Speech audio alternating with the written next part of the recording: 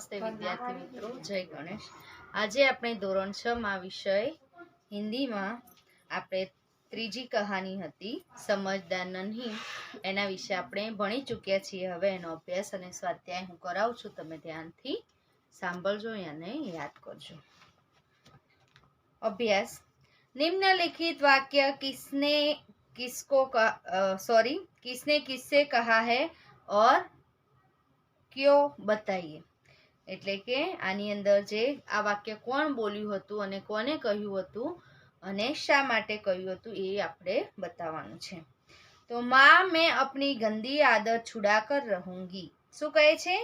माँ मैं उसकी गंदी आदत छुड़ाकर रहूंगी। એટલે શું કોણ કહે છે? यह वाक्य नन्ही अपनी माँ से कहती है। क्यों? क्योंकि वह बिच्छू को डंक मारने की आदत छुड़वाना चाहती थी, इसीलिए वह उसकी माँ को यह वाक्य कहती है। क्या करूं, डंक मारना मेरा स्वभाव है। ये कौन बोलता है? हमने आगे देखा है। कौन बोलता है? क्या करूं, यह डंक मारना तो मेरी आदत है। आ कौन बोले छे? तो बिच्छू ने नन्ही को कहा। क्यों कहा? नन्ही का उपकार भूलकर उसने डंक मार दिया, इसीलिए वह यह वाक्य बोलती है। तुम यह गंदी आदत छोड़ दो, नहीं तो मुसीबत में कोई तुम्हारी मदद नहीं करेगा। यह हमने आगे देखा। तो यह कौन बोल रहा है? यह वाक्य बिच्छू ने कहा। यह वाक्य नन्ही ने बिच्छू को कहा क्योंकि वह बिच्छू की बुरी आदत छुड़वाना चाहती थी, इसीलिए। भलाई करना मेरा स्वभाव है। यह वाक्य कौन बोलता है? नन्ही बिच्छू को बताती है क्योंकि बिच्छू ने विश्वासघात भूलकर उसकी मदद की थी, इसलिए वह क्या कहती है? भलाई करना मेरा स्वभाव है। मैं वचन देता हूँ कि अब मैं किसी निर्दोष जीव को डंक नहीं मारूंगा। कौन कहे छे आवुं? આપણે આગળ ભણી ચૂક્યા છીએ। बिच्छू ने नन्ही से कहा क्योंकि नन्ही से विश्वासघात पर बहुत पछतावा हुआ था, इसीलिए। यदि प्रश्न 2 छे, यदि तुम नन्ही की जगह होते तो बिच्छू के साथ कैसा वर्ताव करते, सोच कर कही। आ बधाए तमारे विचारवानुं छे अने पछी प्रश्ननो जवाब लखवानो छे। तो डंक मारना बिच्छू की आदत है। जिसने उसके साथ भलाई की उसे भी वह डंक मारता है। नन्ही स्वभाव की अच्छी है, वह समझदार और उदार है। उसने बिच्छू की बुरी आदत छुड़ाने का संकल्प किया था। क्या किया था? उसने बिच्छू की बुरी आदत, कौन सी बुरी आदत थी? डंक मारना उसका स्वभाव था, वही उसकी बुरी आदत थी। वह बिच्छू के बुरे व्यवहार को भूलकर उसके साथ भलाई करना चाहती थी। आखिर बिच्छू शर्मिंदा होकर अपनी बुरी आदत छोड़ लेता है। बिच्छू की जगह मैं होता तो मैं भी उसके साथ नन्ही की तरह बर्ताव करता। बुरे व्यक्ति को सुधारने के लिए हमें सबका उत्तम मार्ग है। निम्नलिखित प्रश्न स्वाध्याय छे। हवे निम्नलिखित प्रश्नों के उत्तर लिखिए। नन्ही कौन थी? तो नन्ही एक बतख थी। पछी बिच्छू कहाँ फंस गया था? तो हमने आगे देखा बिच्छू कहाँ फंस गया था। वेरी गुड, बिच्छू दलदल में फंस गया था। बिच्छू को क्यों पछतावा हुआ? बिच्छू को क्यों पछतावा हुआ? बिच्छू को पछतावा हुआ क्योंकि 2 बार जीवन दान देने वाली बतख नन्ही को वह डंक मारने चला था, तब उसे पछतावा हुआ। नन्ही ने क्या निश्चय किया? नन्ही ने क्या निश्चय किया था? हमने आगे देखा है। तो नन्ही ने यह निश्चय किया था कि मैं बिच्छू को डंक मारना बिच्छू को उन्हें निश्चय किया था कि मुसीबत पड़े तो हमेशा मैं सबको बचाती रहूंगी। नन्ही ने बिच्छू को क्यों बचाया?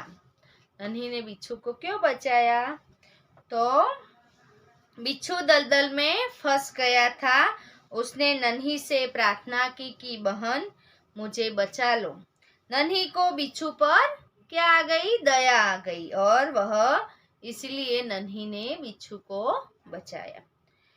बिच्छू के स्वभाव के बारे में माँ ने नन्ही से क्या कहा? बिच्छू के स्वभाव के बारे में नन्ही ने माँ को क्या कहा? तो बिच्छू के स्वभाव के बारे में माँ ने नन्ही को कहा कि बिच्छू अपनी आदत का गुलाम है, क्योंकि बिच्छू का क्या स्वभाव क्या था कि डंक मारना बिच्छू का स्वभाव था। बिच्छू ने अपनी आदत का गुलाम है, चाहे वह कितनी बार बचाया पर वह बार बार डंक मारता ही रहेगा। प्रश्न 7 છે नन्ही ने अपने स्वभाव के बारे में क्या कहा? नन्ही यानी बतक પોતાના સ્વભાવના વિશે શું કહે છે આપણે અહીંયા જોવાનું છે। नन्ही ने बिच्छू को कहा कि भलाई करना मेरा स्वभाव है। क्या बोला? भलाई करना मेरा स्वभाव है। मैं तुमसे बदला लेने के लिए अपनी आदत क्यों छोड़ दूं? એટલે કે તારી बुराईना कारणे हूँ मारी अच्छाई शा माटे छोड़ी सकूं? मेरा काम तो बचाना है। मैं मुसीबत में पड़े को हमेशा बचाती रहूंगी। શું કહે છે? હું મુસીબતમાં પડેલા વ્યક્તિને હંમેશા બચાવતી રહીશ। પ્રશ્ન 2 છે ઘટનાઓ को उनके सही क्रम में लिखी। આ ઘટના જે આપણને આપેલી છે એનું આપણે વ્યવસ્થિત રીતે એને જોડીને લખવાનું છે। એમાં બોક્સમાં નંબર લખવાના છે, કાં તો ડાયરેક્ટ તમે નોટબુકમાં જ્યારે લખો ત્યારે પહેલો જે આવતું હોય એ પહેલા લખવાનો, બીજો જે પોઈન્ટ આવતો હોય બીજો લખવાનો, એવી રીતે લખવાનું છે। તો પહેલું શું આવશે આમાંથી? नन्ही ने बिच्छू को दलदल में फंसा हुआ देखा। પછી બીજું नन्ही बिच्छू की आवाज सुनकर दौड़ती आ गई। नन्ही ने बिच्छू को दलदल से निकालकर सूखे स्थान पर रख दिया। चौथું છે बिच्छू ने नन्ही को डंक मार दिया। नन्ही अपनी माँ के पास गई और अपनी माँ के पास चली गई। इकाई में 5 संज्ञा शब्द ढूंढिए और उसका वाक्य में प्रयोग करिए। એટલે 5 સંજ્ઞાના જે શબ્દો છે આપણે શોધવાના છે અને પછી એમાંથી જવાબ આપવાનો છે। बिच्छू પહેલો શબ્દ છે, આમાં ઉદાહરણ તરીકે આપેલું છે बिच्छू। तो दलदल में फंस गया था। પછી બીજો આવે શબ્દ नन्ही। नन्ही एक बतख का नाम था। પછી स्थान, मुंबई में देखने लायक कई स्थान है। પછી બીજો શબ્દ છે मुसीबत। मैंने मुसीबत में पड़े मित्र की सहायता की। પછી ચોથો શબ્દ છે पानी। पानी का दुरुपयोग करना चाहिए नहीं। आदत, પછી सुबह जल्दी उठना अच्छी आदत है। एवी ज रीते प्रश्न 4 છે इकाई में प्रस्तुत मुहावरे में से किन्हीं 3 रेखांकित कीजिए और उनका अर्थ देकर वाक्य में प्रयोग कीजिए। આપણે આગળ જોઈ ગયા છીએ મુહાવરા। હવે હું ગમે તે 3 મુહાવરા તમારે ત્યાં લખવાના છે। તો अनसुनी करना એટલે કે ध्यान न देना और वाक्य में प्रयोग करवानुं छे। माँ की बात अनसुनी करके तुमने अच्छा नहीं किया। भाई आदत का गुलाम होना, तो आदत से मजबूर होना। वह झूठ बोलना छोड़ नहीं सकता क्योंकि वह आदत का गुलाम है। પછી ત્રીજું છે जीवन दान देना, मरने से बचा लेना या नया जीवन देना। डॉक्टर मरीजों को जीवन दान देता है। एवी ज रीते प्रश्न 5 છે निम्नलिखित शब्दों के समानार्थी शब्द खोज कर उसका वाक्य में प्रयोग कीजिए। શું કરવાનું છે? અહીંયા નીચે જે શબ્દ આપેલા છે એના વાક્યમાં પ્રયોગ કરવાનું છે। સ્થાન એટલે કે પહેલું આપણે ઉદાહરણ આપ્યું છે નદી એટલે કે સરિતા। नर्मदा गुजरात की सबसे बड़ी सरिता है। પછી બીજો છે स्थान यानी कि जगह। अच्छे बुरे लोग हर जगह पर पाए जाते हैं। बीजो छे स्वभाव, स्वभाव एटले के प्रकृति, वह अच्छी प्रकृति का आदमी है। पछी त्रीजो शब्द छे मुसीबत, तो मुसीबत एटले के संकट, संकट में धीरज से काम लेना चाहिए। पछी चौथो छे प्रसन्न, प्रसन्न यानी आपणे आगळ जोई गया तो खुश, आज मैं बहुत खुश हूँ। पछी थिरकना यानी कि नाचना, वर्षा के बादल देखकर मोर नाचने लगते हैं। पछी प्रश्न 6 छे निम्नलिखित शब्दों को शब्दकोश के क्रम में लिखिए, એટલે શબ્દકોશના ક્રમની अनुसार એમાં લખવાનું છે। તો પહેલો શબ્દ છે बिच्छू, नदी, शैतानी, डंख और मुसीबत। तो एमां पहलो शब्द कयो आवशे? डंख आवशे, पछी नदी आवशे, बिच्छू, पछी मुसीबत अने शैतानी। नीचे दिए गए चित्र को देखकर दो दो वाक्य लिखिए और कहानी बनाइए। नीचे जे आपने चित्र आपेलू छे एमां बे बे वाक्यो लखीने आपणे कहानी बनाववानी छे। तो आ कई कहानी आवशे? कबूतर और चींटी। एक नदी थी, उसके किनारे एक पेड़ था, पेड़ पर एक कबूतर रहता था, पेड़ के नीचे एक चींटी रहती थी। एक दिन कबूतर को चींटी को नदी के पानी में डूबते हुए देखा। उसने फौरन एक पत्ता तोड़कर चींटी के पास फेंका। चींटी पानी से पत्ते पर आ गई। पत्ता बहते बहते किनारे आ गया। कबूतर ने नदी से पत्ता बाहर निकाल दिया। चींटी की जान बच गई। उसने कबूतर को धन्यवाद दिया। एक दिन कबूतर पेड़ की डाल पर बैठा हुआ था। एक शिकारी ने उसे देखा, उसकी तरफ बंदूक का निशाना साधा। चींटी ने यह देखा, उसने फौरन जाकर शिकारी के पाँव में काट लिया। शिकारी डर से चिल्लाया और उसकी आवाज सुनकर कबूतर उड़ गया। चींटी ने कबूतर की जान बचाई और कबूतर ने उसका आभार माना। આવી રીતે તમારે આ કહાની લખવાની છે।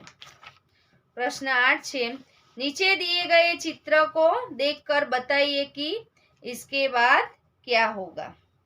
હવે આ નીચે જે ચિત્ર આપેલું છે એ જોઈને તમારે જાતે આ પ્રશ્ન કરવાનો રહેશે। એ ચિત્ર જોઈને તમારે નીચે પ્રશ્ન બનાવવાના છે અને એનું વર્ણન કરવાનું છે।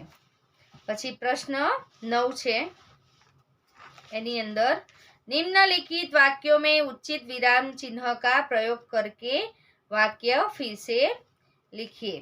आ वाक्यों तमारे जाते करवाना रहेशे। निम्नलिखित परिच्छेद को पढ़कर उसके नीचे दिए गए प्रश्न के उत्तर लिखिए। नीचे जे फकरो आपेलो छे आपणे ए वांचीने एना प्रश्नना जवाब आपवाना छे। देवताओं का अभिवादन स्वीकार करने के पश्चात ब्रह्मा जी ने उनसे कुशल मंगल पूछा। इस पर इंद्र बोले, पितामह, हम वृतासुर से त्रस्त है। अपनी प्राण रक्षा करना हमारे लिए कठिन हो रहा है। असुर ने केवल हमसे अधिक बलवान है, अपितु चतुर भी अधिक है। एक शस्त्र बनाने है तो वे 4 बना देते हैं। हम उनसे पार नहीं पा सकते। कृपा कर वृत्रासुर के विनाश का कोई उपाय बताइए। હવે એના નીચે બે પ્રશ્ન આપ્યા છે। असुरों के बारे में इंद्र ने क्या कहा। શું આવે છે આની અંદર? असुरों के बारे में इंद्र ने क्या कहा। तो આપણે ઉપરનો જે પેરેગ્રાફ આપેલો છે એના પરથી આપણે જવાબ આપવાનો છે। तो असुरों के बारे में इंद्र ने कहा कि हम वृतासुर से भयभीत है। असुर बलवान तो है ही, संख्या व चतुराई भी हमसे अधिक है। उनके पास हमसे 4 गुने शस्त्र है। પછી બીજો પ્રશ્ન છે देवता ब्रह्मा जी के पास क्यों गए। देवता वृतासुर के विनाश का उपाय पूछने के लिए ब्रह्मा जी के पास गए। प्रश्न 11 है, नीचे दिए गए हुए वर्णों से 5 शब्द बनाइए। तो શું આપેલો છે? પહેલો શબ્દ છે ભ આપેલું છે, તો એના પરથી આપણે કયો શબ્દ બનાવીશું? ભવન, ભવાઈ, ભગત, ભગવાન या ભજન। પછી બ આપેલો છે, તો વજન, વાનર, વેશ, વિદ્યા और વિકાસ। પછી ર આપેલો છે, તો ર માંથી રસ, રણ, राग, रीति और रोटी। પછી न આપેલો છે, તો ન તો नगर, नाग, नयन, नीर और नियम। પછી ग આપેલો છે, તો गणेश, गरुड़, गीत, गमला और गाय। तो હવે હું PDF મોકલું, એના પરથી તમે સ્વાધ્યાયને અભ્યાસ લખી દેજો। જય ગણેશ।